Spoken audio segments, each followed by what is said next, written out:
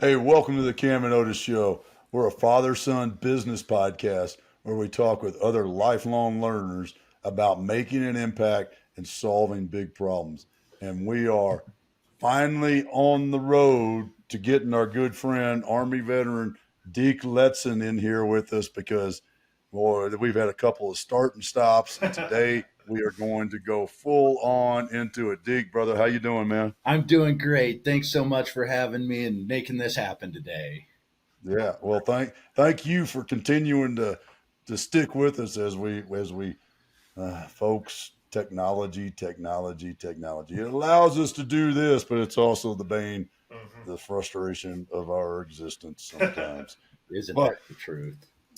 yeah, so Deke, let's talk about veterans excursions and what was it? Where did this understanding that getting out in the forest and doing some as a friend of mine, another coach that I know taught me this term forest bathing. And pardon me for anybody that does that stuff. I just think it's strange. But you're going to get opinions. Uh, how how did you come up with this? That hey, as a kid, I enjoyed it.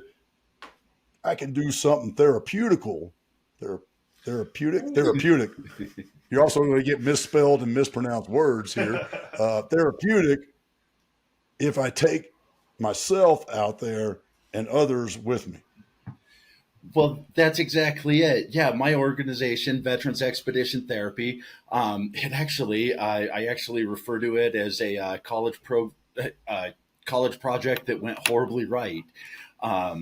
It started when I was getting my degree in outdoor education. I grew up loving the outdoors, and actually, I kind of hit rock bottom myself, and I kind of came to a place where I lost my job. I lost everything that I was doing with my healing. I was doing it the wrong way, and I walked into Red Rocks Community College here in Denver, and they said, "Hey, well, what do you like to do?" I had my GI Bill. I had no idea what I was going to do.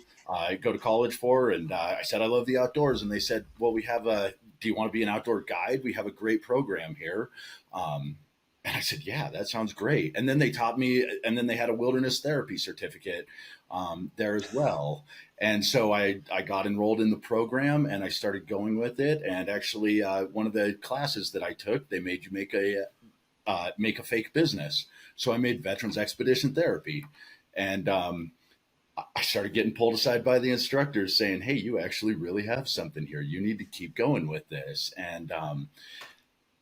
And so I did. And so just one step at a time, just started getting the business filings and started building a team. And we built the organization. And now we're already getting veterans out into the wilderness. So how did truly you a how did you fill that gap? Because being out in the woods, there is something just naturally therapeutic about us being out there, connecting with our roots, all that kind of thing. But then making it to where it's like it's an actual application, to where it's like you can get something out of it and go apply it to the real world, go apply it into the concrete jungles. That's a pretty big gap there. How did you fill that gap? Well, so actually, so there's another side of the story too. I was actually invited to the Marcus Institute for Brain Health at CU Anschutz, University of Colorado Anschutz, and they sent me through a 21-day intensive outpatient program for to help me with my traumatic brain injury that I suffered in Iraq, and they can't fix the neurotransmitters that were broken in my brain, but they can create new ones. And so that's what they did. They sent me through the program, and they taught us how to live our lives with the injuries. And so that's also what I did with when I was going through the outdoor program as well. I realized, hey, not only are there so many therapeutic qualities to the outdoors and just getting out with your brothers and sisters to begin with, there's actually there's ways that we can really help show others that there's ways to heal here other than just taking a pill, other than cramming another pharmaceutical company's product down your throat like the VA likes us to do. So that's really where I got the idea, and really just wanted to. I found something that really worked for me. I found something that was incredibly therapeutic, and I mean, it completely just turned my life around. And I actually heard a quote one time that said, "When you share your healing, you reach the ultimate level of healing." And so that's really just what I wanted to do myself. It's really hard as an individual to go out there and help. So that's why I created an organization where us veterans can get together. Because, when we get out of the military, it's kind of like high school. How many high school friends are you still friends with? Very few. Everybody goes their own separate ways. And that's the same with the military. When you get out of the military, time starts separating everybody. And that's one thing that we really wanted to show people is, hey, when you start going through PTSD, when you start going through these side effects of your military service, that you're not a freak, there's nothing wrong with you. These are perfectly normal reactions to people who have experienced trauma. And so, another big thing that we really believe is that healing starts at home too. It starts with your support system. And so with our organization, we're really trying to get veterans and their family members out into the wilderness together so that they can learn new skills and then directly relate it back to their healing. I'm sorry if I totally went off on a really long tangent to answer No, the question there. no, that's spot on. So, but I want to jump on something because you mentioned it kind of in passing. The uh, lost my job and lost. I think you said even lost your house before you kind of figured it out. What happened? So take us through that pain from taking the uniform off to okay, now what do I do? To okay, this is where I should start to go to improve myself because you didn't have the idea when you went into, started at Red Rocks. So there's a gap, and I'm wondering what was going on in that gap. There's a big gap, and so actually, I got done with my second deployment to Iraq in 2008, and I started drinking when I got home, and just to tell you guys way too much about me, but I'm going to tell you way too much about me here and tell the world as well. But I started drinking, and I thought that it was because I was partying, and hey, we just got home from Iraq, all right, and but I started realizing that I was partying every night. And then I was, just getting absolutely wasted at night just to fall asleep. And then I finally started to realize that I was drinking to forget. And that went on for years and years. And I ended up losing my wife over it, and my wife at the time. And now I only get to see my kids 50% of the time, not something that I'm proud of whatsoever. But yeah, I lost my home. I lost everything. I literally hit rock bottom. I was that veteran with a 9 mil in his mouth, getting ready to do it, become one of the 22. And, at that time, everybody in my life, I was scaring them away from me. And I mean, rightfully so. I mean, I'm raising my hand. I was the culprit. I'm not blaming anybody but myself.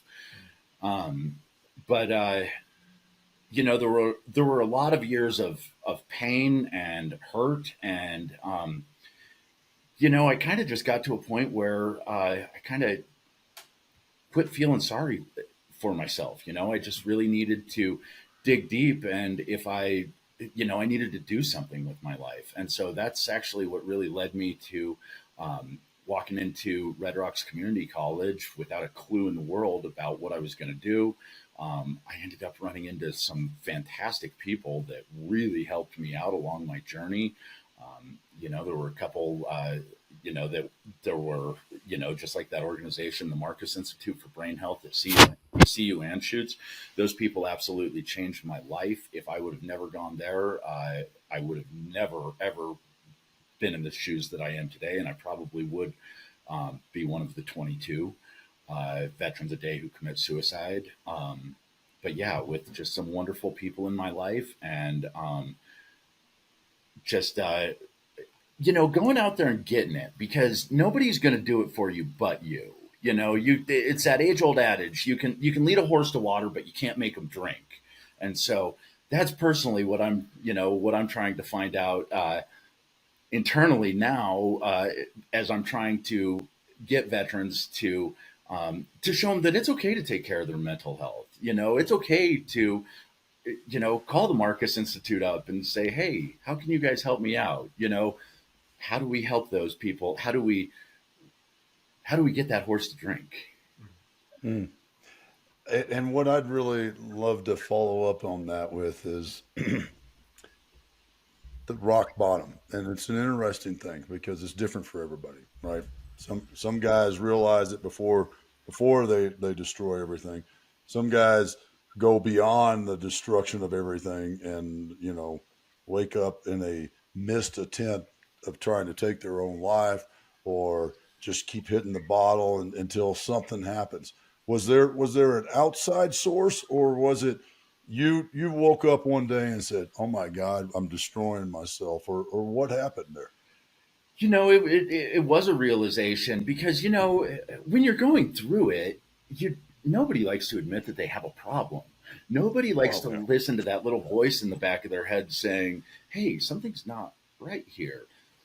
And unfortunately, it literally did take hitting rock bottom, scaring everybody out of my life. And, just to come to that realization that, hey, well, and it was my kids. I didn't want to be that type of person for my kids. I wanted to be a great role model. I wanted to be. I want to be. I am going to be. I want that.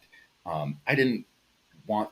I didn't want their dad to be a loser. And so it, after hitting rock bottom, after just going through that circle uh, of oh gosh, that circle of recovery or whatever, where you, uh, fall off the wagon a few times. Finally, I just got to the realization. Um, well, actually, I went to a wedding in 2017, and I started having flashbacks. It was the first time that I had left the country, and it was the first time that I had left the country since Iraq, and yeah, they burn all their trash at the little town village that we were in, and we were also there over Valentine's Day, and yeah, uh, I lost it. I completely lost it. I started having flashbacks. I don't know what happened to me. It wasn't like it was something that I asked for, and it was incredibly scary, and it was also the moment in my life that I realized that I can never have a drink again, and Mhm. as soon as I got back to the States, well, it was my girlfriend at the time and my best friend who I happened to be in Iraq with in 2008. As soon as we got off the plane back in the States, they literally drove me over to the Denver Veterans Administration, and we went into the emergency room, and they kept me there for a couple of days. And well, not the emergency room, but ultimately, they they gave me 3 days worth of medication and told me to go see mental health. When I went to go try to see mental health, since I didn't have a service connection claim for PTSD, they wouldn't see me. It took me 8 months to walk in the door of mental health at the Veterans Administration. And, like when you are having a mental health emergency, you don't need help tomorrow. You don't need help next week. You definitely don't need help a month later. You need help right now. And so that's part of the reason we created our organization. We want to use adventure as a catalyst to get veterans off the couch, to get them to quit self-isolating. And I don't, one of the things that we did as well is because we want to be more than an adventure company. We really want to show that there's other ways to heal out there. And so since there's not enough acronyms out there, we came up with another one. Uh, and it's a suicide prevention acronym. And when I was over in Iraq, when something horrible was going on, back home, and there was absolutely nothing that you could do about it, the phrase was "embrace the suck." That's all you can do is just embrace it. And so, yeah, we turned it into a suicide prevention acronym. S being, embrace the suck. S being, stop, recognize that something's happening. You understand that these are perfectly normal reactions for people who have experienced tragedy. C, change your scenery. Obviously, something's triggering you. Get out of there. But and then K, and most of all, know that you're loved. Know that this is temporary. It's not going to last forever. There's plenty of help out there. The big thing is just don't do something stupid. Don't commit suicide. Reach out to the ones that you love, and we'll get you to the help that you need. I'd really like to hear your thoughts on that kind of, you talked about the journey to that rock bottom and those first few steps forward and having that realization of the impact that you wanted to have, that sense of purpose, you want to call it that. Could you talk a little bit about that from that point going forward? Because I think a lot of the time when we talk about having your purpose, hitting the rock bottom, whatever category of conversation we're having, it's like, oh, I know my purpose, I'm just going to go do it, and it's easy now. And it's just freaking not. It's not easy. It doesn't get easier automatically because you have this connection. If anything, that extra weight of the connection could make it harder for the beginning and those type of things. Could you talk a little bit about that journey of understanding the purpose, but then getting to a point to where it's like you were living it and you felt like you had, I guess, shed a bit of that weight? Absolutely. And I think that where it starts is where you have to tell yourself internally that you're ready to take that big giant leap of faith and step off into the abyss of we all stay in our current situations because we're comfortable with it. We're comfortable with it, and we don't, it's what we know. And the outside world is scary. The fear of the unknown is scary. Trying something new is completely scary. And so I think that was actually, that was the biggest step. Was number one, just saying, I want to change. I want to, I need, I'm going to be better. And then just taking that gigantic leap of faith. And sometimes it's changing your scenery. Sometimes it's quitting your job, moving, doing whatever you have to do to get to your goals, because nobody's going to do it for you. The only person that's going to do it is you. So, I think that was, with me, that was the biggest step right there. We are so afraid of just taking that leap of faith and doing what it takes to reach our goals. But if you don't take that leap of faith, nothing will ever happen. You will always just stay where you're at. Uh, all right, I'm sorry, but I gotta be the smart ass in the room because I'm glad you know how to spell because you must not have gone to Ranger School. No, Because at no. Ranger School, N is for knowledge at Ranger School. Those of you who know how that song goes, R is for Ranger, A is for all the way, N is for knowledge. Yeah, okay. I'm glad you know how to spell. Uh, I gotta say, you must well, have learned before you go something to in a question, college. I gotta say, when he was first filling it out, the C, I thought it was C for scenery. And I was like, that's the most military thing I've ever heard. But I realized it was for change, so that makes sense. He does know how to spell, and Yeah. that's where I mean, it's to stay in the smart ass category. Look at the brain on Deke. I think your drill sergeant might have said that to you at one point in the game. No, Deke, one of the other things that in your journey that I think is great in a great story or process to share is when you made the choice. All right, I got to do something. This is what I'm going to do. I'm going to go get an education. I'm going to get a higher education, university education, to even narrow it down more. But you didn't know what you wanted to do, and you mentioned you had some great counsel, some great mentors. how did you come into those? How did you find them? How did they find you? What was that process? Because a lot of guys are in that same boat. They're like, all right, I got my GI Bill. It'll pay for it. Yellow ribbon, all that stuff. I don't know what I want to do. How did you find them guys?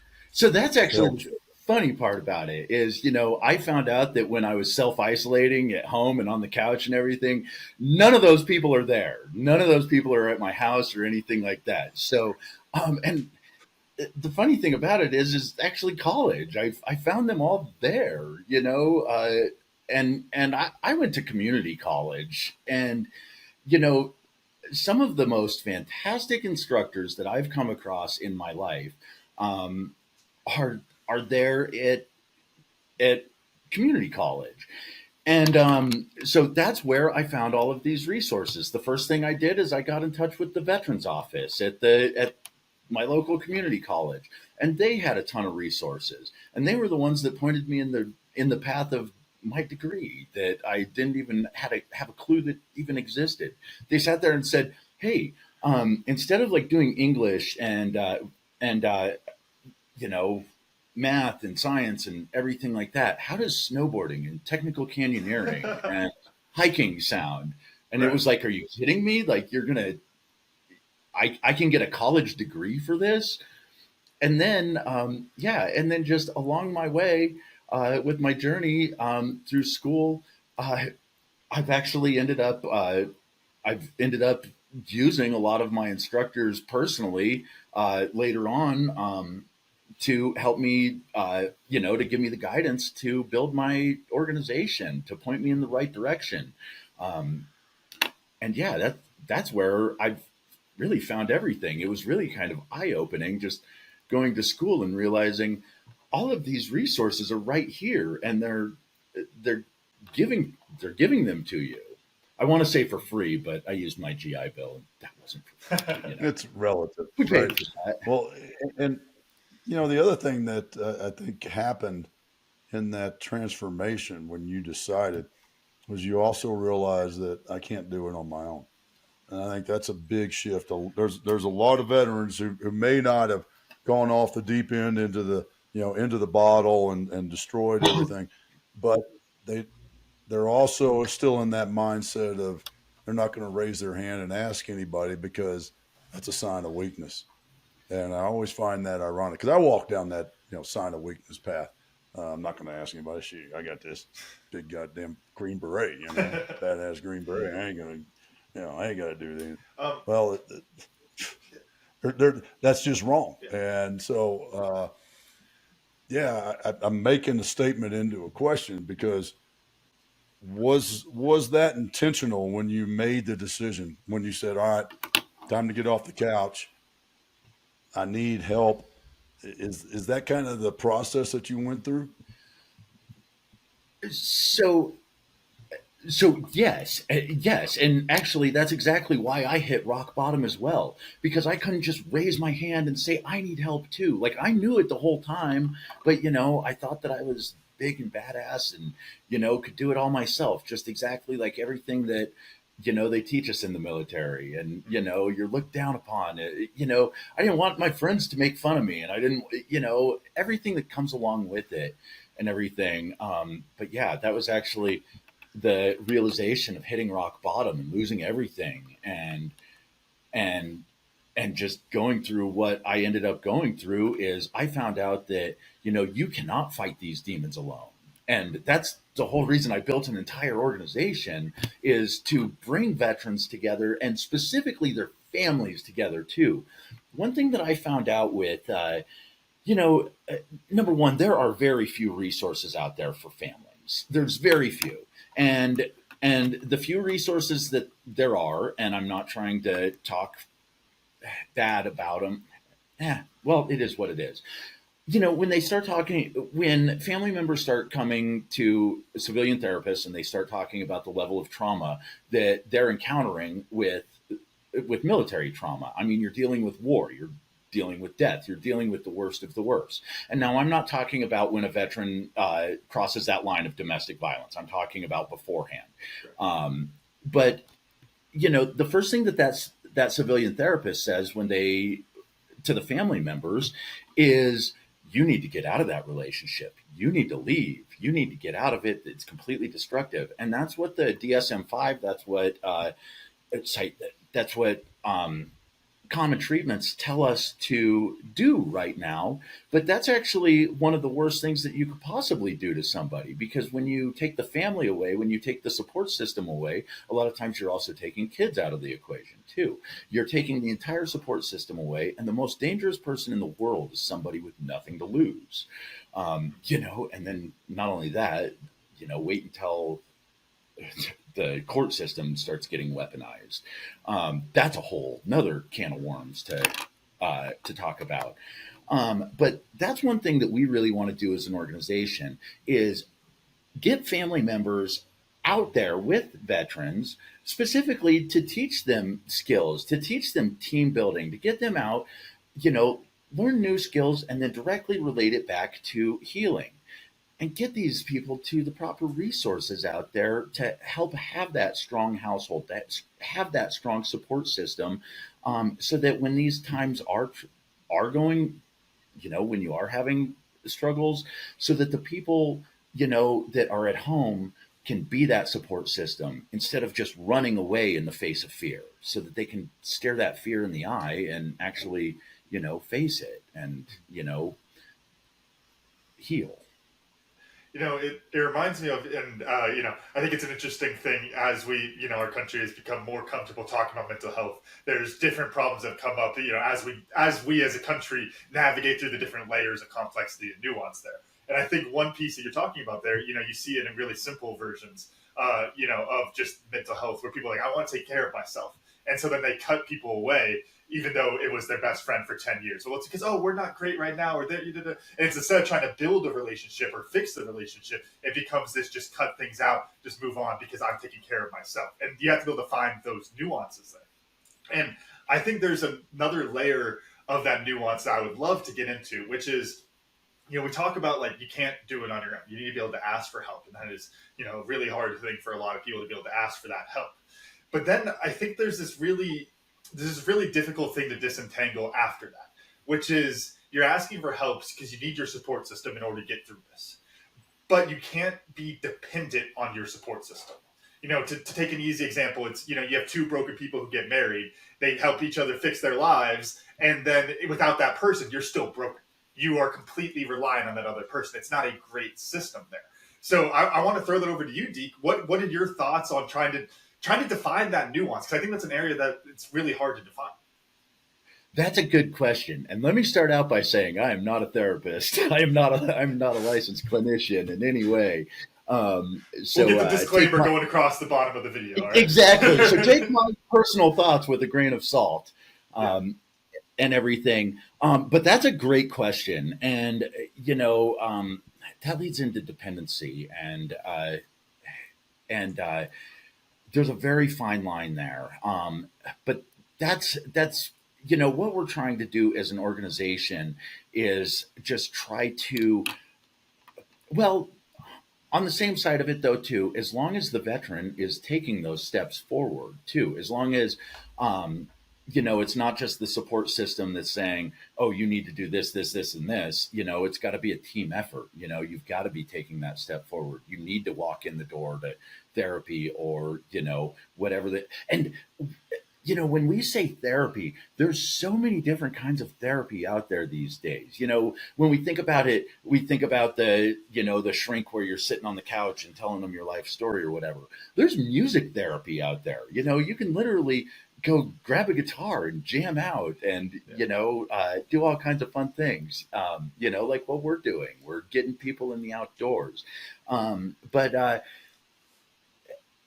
And I hope I'm answering your question okay, but I think that the biggest thing is that you're just constantly moving forward. And it's we will relapse, it's kind of like alcoholism. To a sense, people don't just quit alcohol cold turkey. They quit for a while and then they, they're doing that recovery thing and then they fall off and then they and then they quit for a while, and then they go for a little bit longer, and then they fall off, and then they do it again or whatever. And your mental health is the exact same way. You're going to have your setbacks. I had one this morning when at breakfast with a guy that I just happened to run into. But it's important for us to sit back and say, all right, let's not let that one setback ruin our day, ruin our week, ruin our month. Let's take that next step forward. And I believe that the same goes for, with your healing and, not being dependent on your support system. As long as you're constantly taking that next step forward, even in the face of adversity, and you're not, and the support system isn't, kind of like parents doing their kids' homework, Exactly. as long as it's not something like that, as long as it's a team effort and you're constantly moving forward. And I would. Camden can vouch for that didn't happen in this household. You ain't doing my homework. But I think there's an interesting thing there. I'm sure I've talked about this once before, but I heard this really great analogy for talking about like mental health and growth and all these type of different things. And if I remember right, it was Charlemagne the God on an episode of a Brilliant Idiots podcast. That's a whole other thing. But he said something really, really wise, which was that it's just like any other wound. If you had a wound on your arm and you want to cover it up, you can't just leave it open because otherwise it will get infected. You have to cover it up. You have to protect it. Then once a week or so, you need to open that up and you need to scrub the hell out of it. And that's how you actually get through the healing process. Too many people do patchwork healing. They just put the Band-Aid on it and then they leave it and keep moving. And then meanwhile, that it never actually gets better. And it's just like you're saying, Deke, like consciously doing that work. And I think when we're talking about the support system, to add on to Charlemagne's analogy there, is your support system, it's like a crutch. You need a crutch. When you break your foot, you need a crutch. Might need two crutches, depending on how bad your break is, what they got you in. But as you're moving forward, you've got to stop using that sometimes. And you've got to use it less and less as things go. You got to go through your physical therapy and build things back up. But you needed the crutch. But you also know when to put the crutch back and to do that work yourself. And I think that's such an important piece there. Another question I wanted to ask you on this, Deke, as we're getting into this, you talked about it's like sharing your healing, sharing what helped you.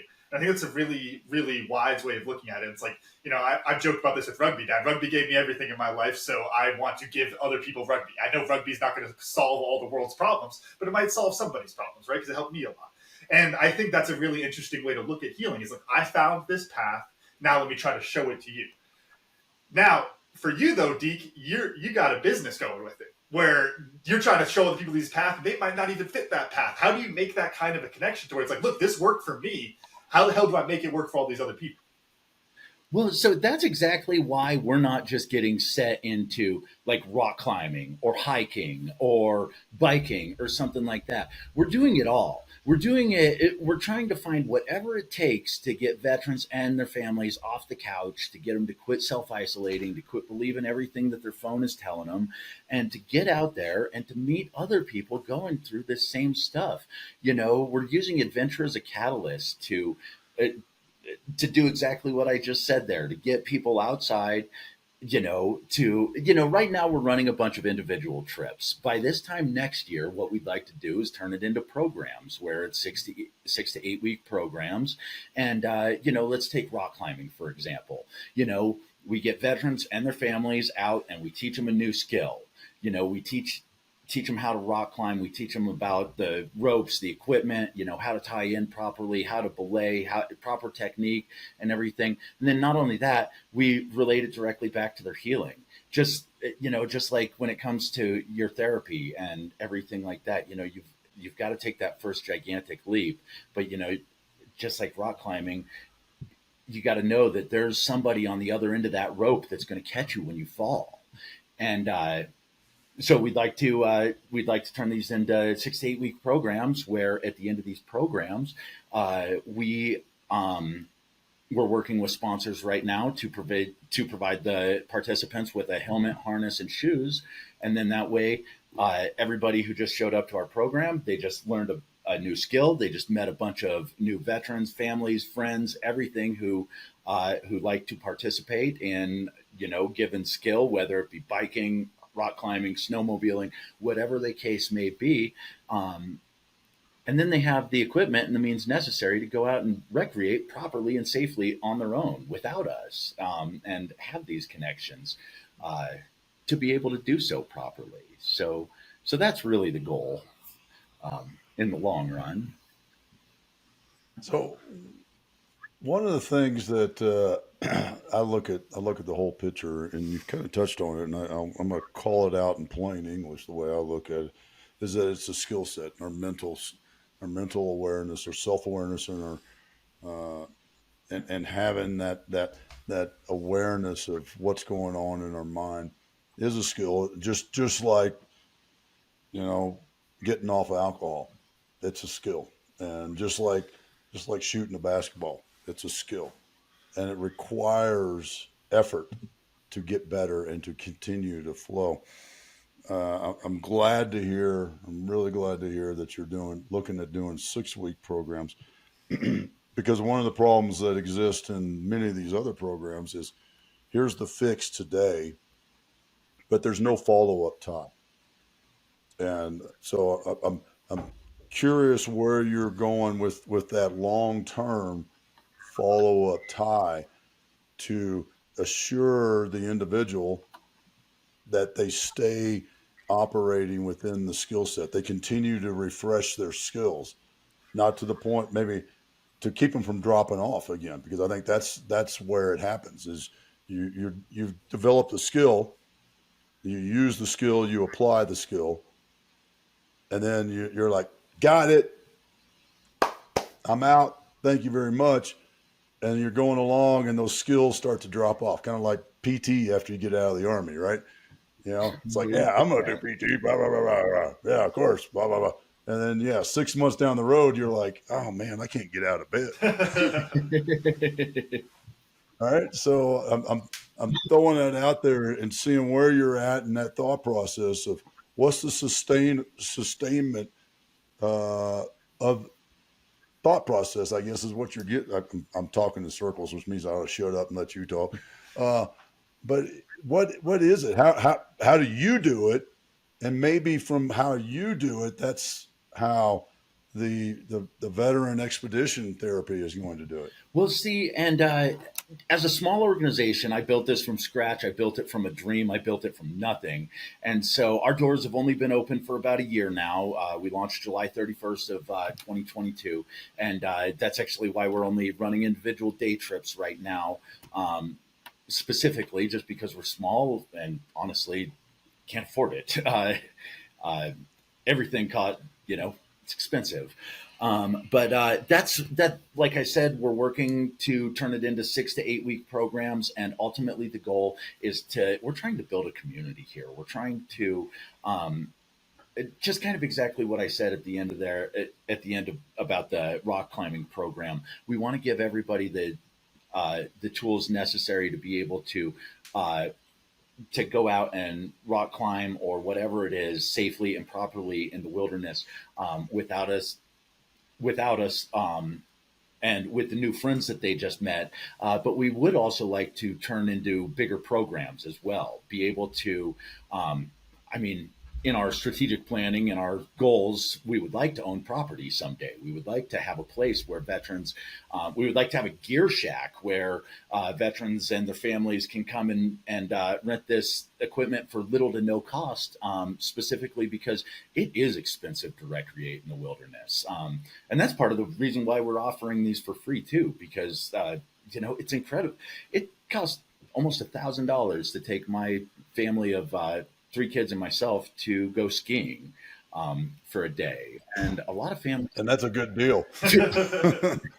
nowadays, yeah, and there's so many families that can't do that. And so, nothing happens overnight, nothing, it's all a building process. And we're trying to get to that place specifically where this can be a more ongoing thing. That was one of the things that I found out with just exactly like you were saying.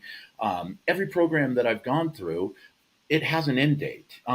Every therapy program, it has an end date. You have 12 weeks, you have 16 weeks, whatever the case may be. But, and then at the end of that, it's just supposed to be poof, uh, you're just magically better. And unfortunately, that's not how it works whatsoever. It takes years and years and years, if not a lifetime, to, uh, you will be dealing with this stuff for a lifetime. So, as a small organization, we're trying to bite off what we can, but in the long run, we would definitely like to be more sustainable. And just exactly what we're talking about.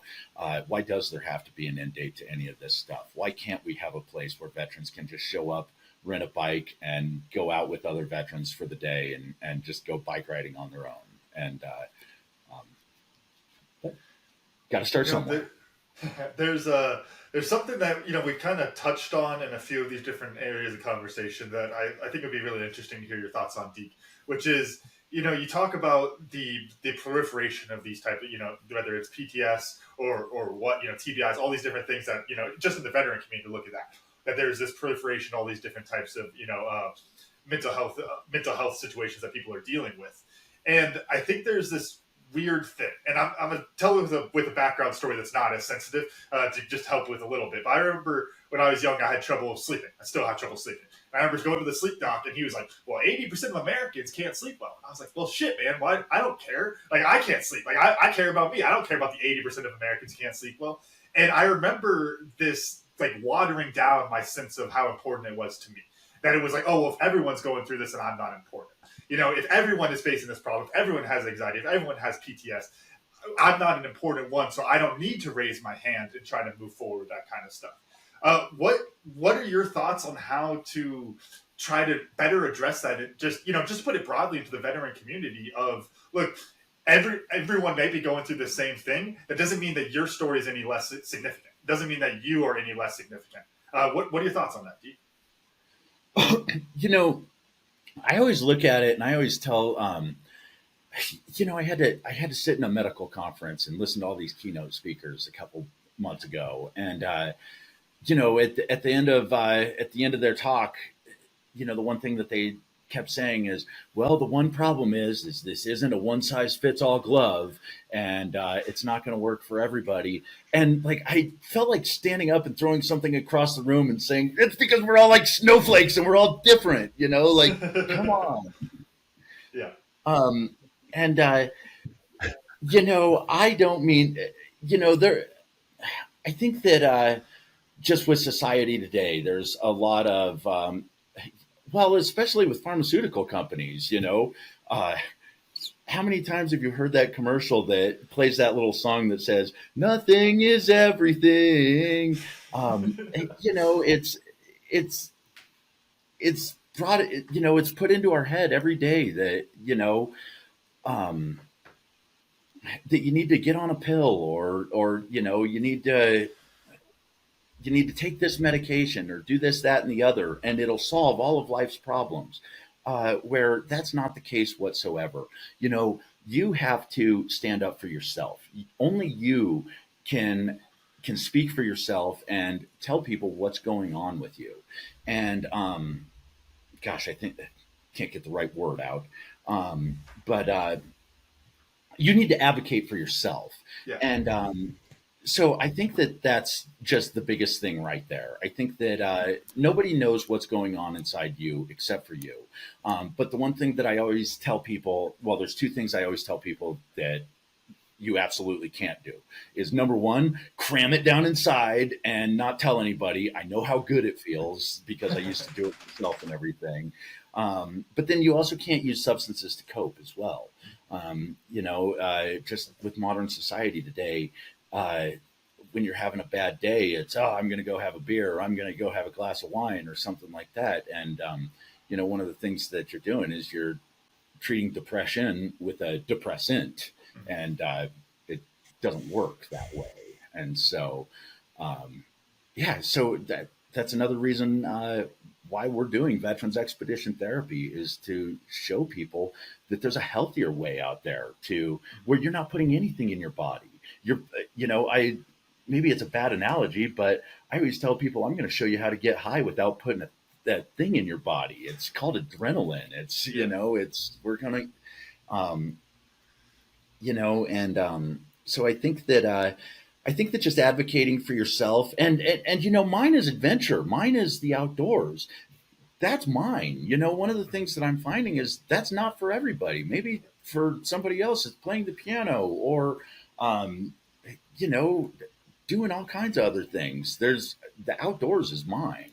Um, so yeah, No, I'd love to just here before you go down. I just want to put a bow on that because we could put everything we've talked about into that. We talked about sharing your healing. You found a way to heal, so you're giving it to someone else. And there's all of these different people struggling with these problems. Not everybody's going to fit one of those. It's the to put the scientific terms, it's the anecdotal evidence, not the statistical evidence. But when we have something as just screwed up as what the problems we're talking about today, you're going to need an anecdotal solution because if it works for 5% of people, then we just save 5% of people. And I think we need to have that kind of approach more often with it. It's great. Look, I think that when it comes to big pharma, there's obviously a lot of negative things. If there's the magic pill that actually cures this shit, then okay, yeah, we should get people on it. But it's like too many things are that halfway. And then so we just close ourselves off to all of these anecdotal things. I joked about rugby. You're talking about the outdoors. Dude, if rugby cures your depression, go play rugby. It's not going to work for everybody, but it could work for you, and that's what really matters. And so I just wanted to tie that little bow on it. So go ahead, Dad. I know you got one more question.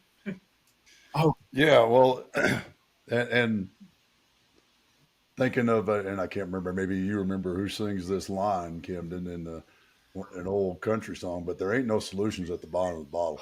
I can tell you that. There ain't. And as long as you're going for a solution in that sense and not back to the root of the problem and attacking the roots, I talked about that in this week's Monday Moment newsletter. I'm attacking the root of the problem, not the symptoms, and that's what most of these things do. Whether it's tapping into the bottle, tapping into the pills, even in a sense, psilocybin. Psilocybin's is, it's the savior of all mental illness. Well, no, it's not. It's gonna fix some wires, but you still got to put the work in.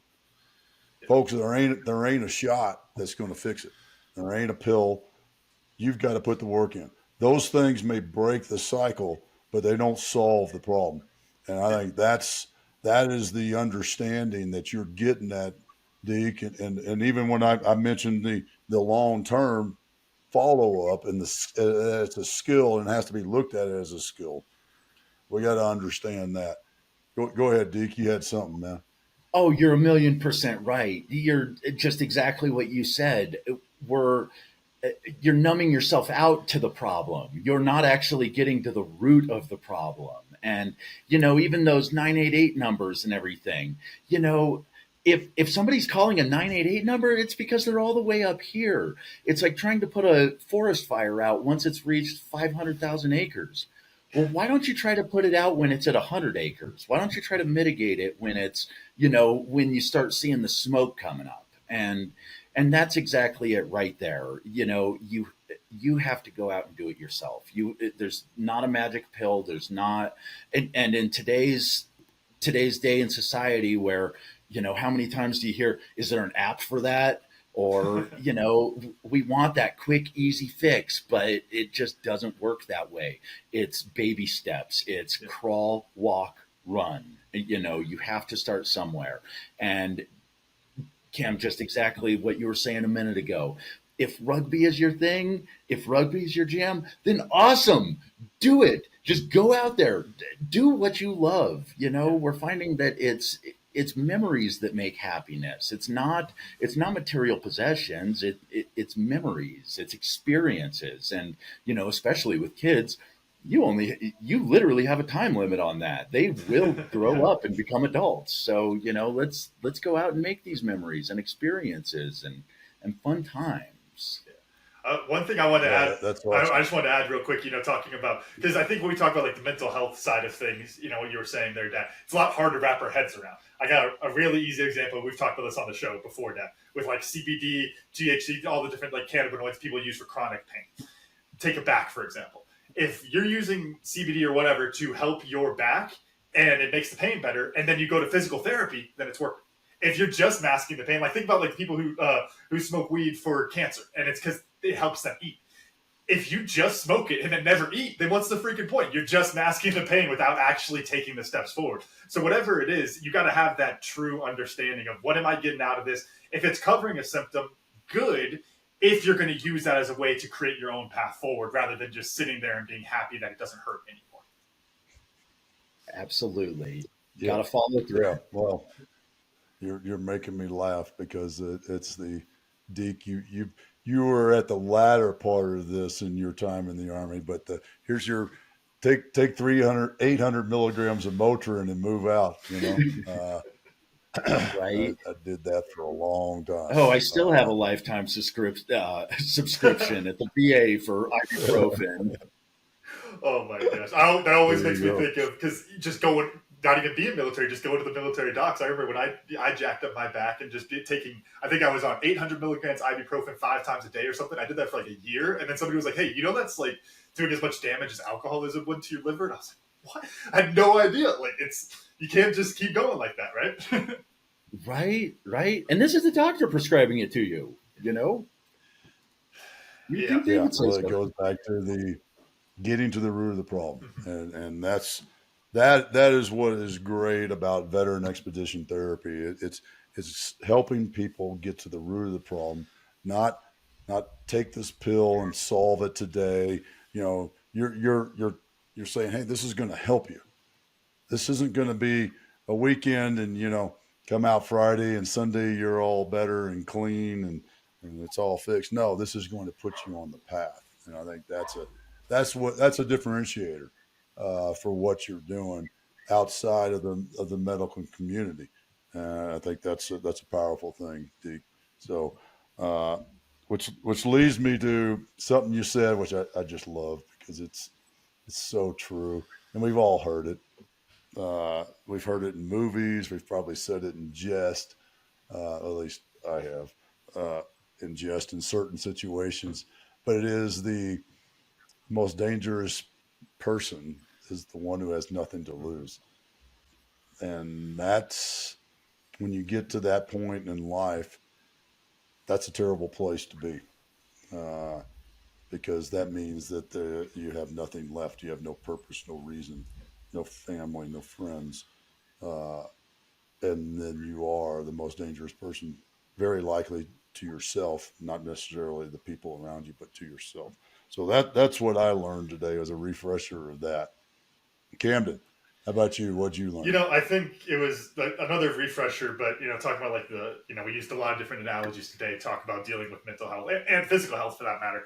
But talking about what I said, like the scrub the wound, and Deke, I think you might have said this first, or I might have, but like the patchwork healing of just putting the patch on and keeping going. There's times where you need to patch it up because you got to keep moving. We use our rugby example all the time, Dad. Of it's like the game keeps going, all right. Sometimes you just got to keep playing the game. You got to move forward. But then after, you got to take your time to fix it. And I think for me, talking about scrub the wound is just a reminder of making sure that I am, and to encourage people I know, take that time to scrub those wounds. Just because things are going well doesn't mean that you're better. Because then when things go bad again or go poorly again, then you're going to fall back into that. Whatever those habits or the mental health issues are, you're going to fall into that more and more because you didn't actually patch it, or you didn't actually fix it. You just put a patch over it. So I think that's what it was for me today. Deke, how about you, man? What'd you learn?